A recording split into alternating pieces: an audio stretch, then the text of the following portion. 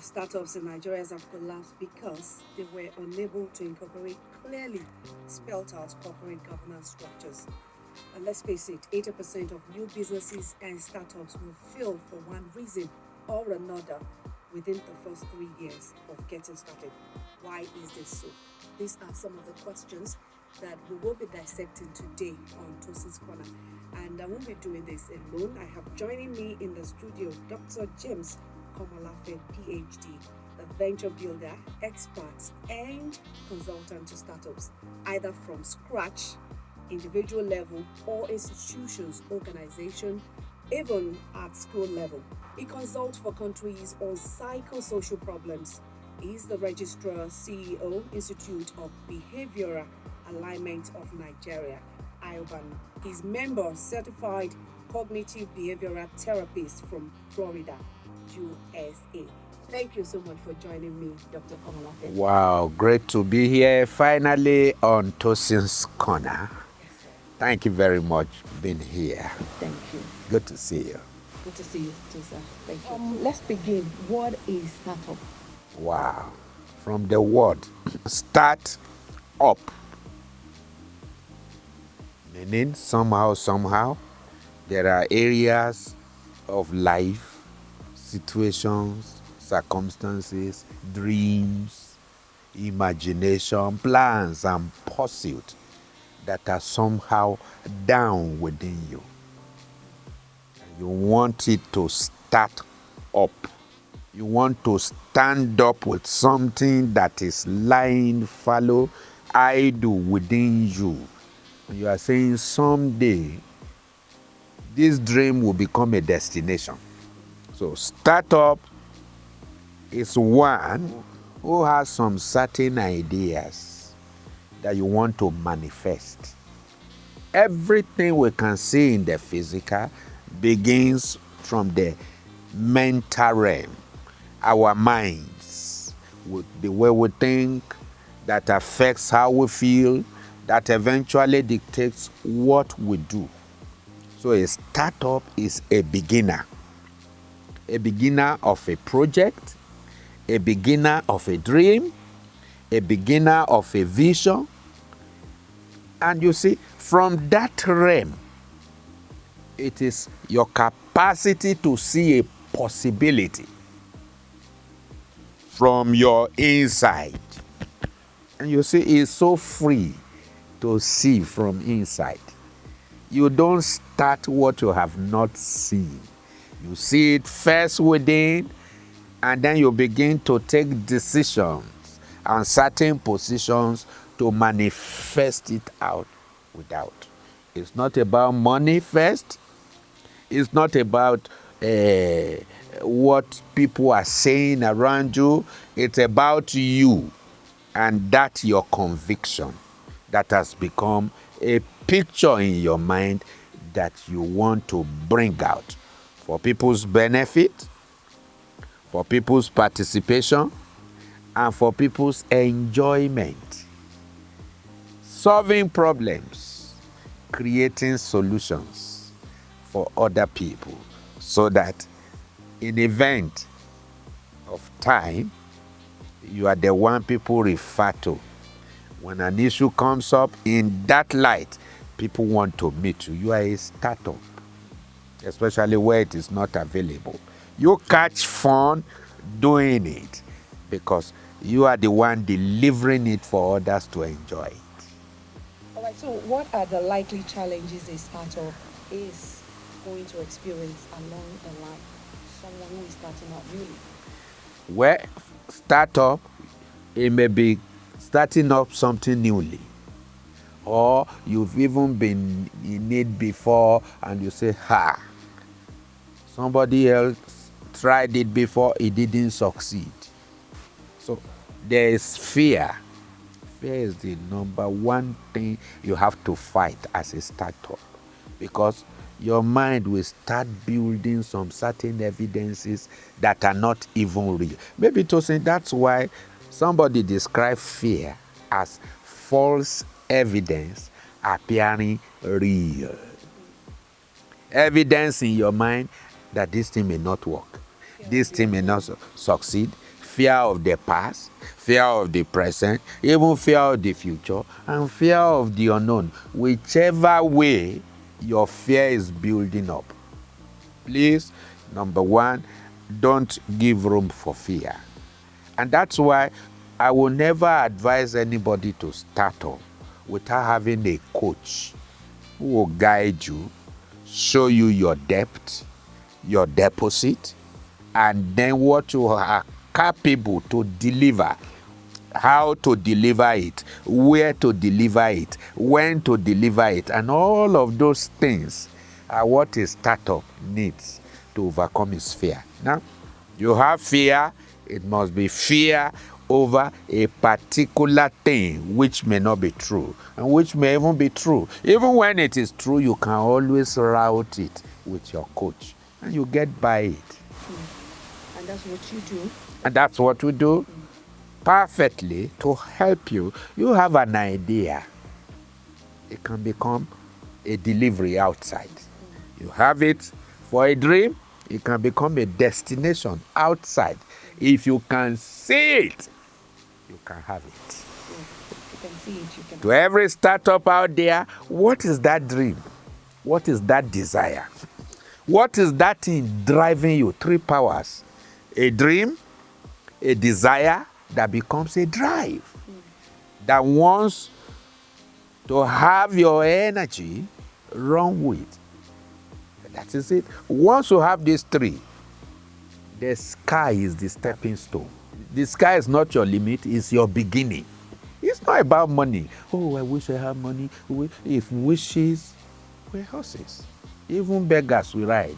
Don't look for money, look for meaning.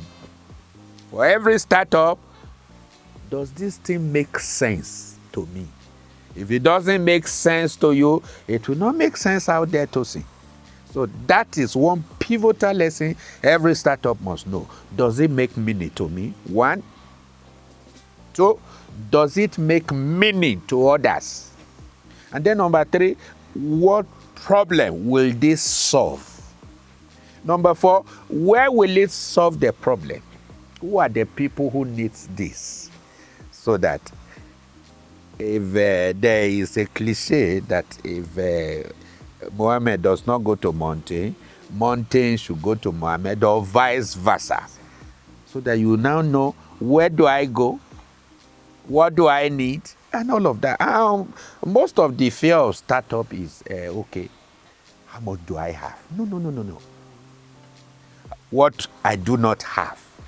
When you are a startup, the best place of fit to start from what you do have, not what you don't have.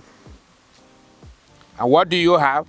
Most of the things you have as a startup are not even things that are seen. They are things in your mind.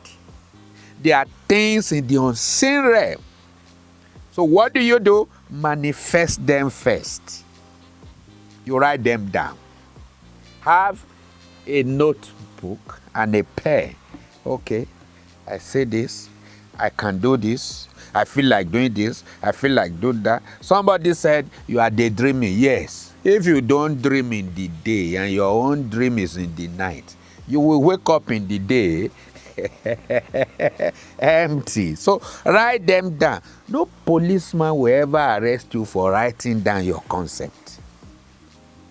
So Tosin, and everyone who cares to listen, that dream can be achieved. Write it down. For you to even have that capacity and audacity to write it down gets you committed. And then you are transferring that idea from soft realm into another realm, physical realm. You are transferring it. You are translating it and bringing it to life, where it becomes real to you. If it is not real to you, it doesn't become a reality out there. Okay, all right. So now let's talk about profitability. What makes a business or startup successful or profitable? Success to a startup is not first and foremost the money you make. It's the meaning you contribute to lives. Don't be so craving about just making money first. I want to be a startup because I need money. Yes, you need money. When your mindset is to make money, you will not make money. But when your mindset is to make money, and what does it mean to make money? You are contributing to lives. You want to solve problems. You have identified a niche market, we call it, where a particular problem is prevalent and you offer to solve it. When you create value, then people pay you your worth. But you are looking for money, please don't be a startup, because you will start wrong. And at the end of the day, you will be in for it. So, what is your passion? Your passion is your profit, which is a subject for another whole stuff. If you don't start from your passion, then something else will walk around you and work on you. Your energies will be scattered. You always want to copy people. You see people selling card, and they are making it. You say car, there's money in car, and then once you are not your own original, and you are photocopying other people's life, you forfeit your own originality. And once you are not in your original self, then you are a copy. And a copy will never be treasured like original. So, what is your passion?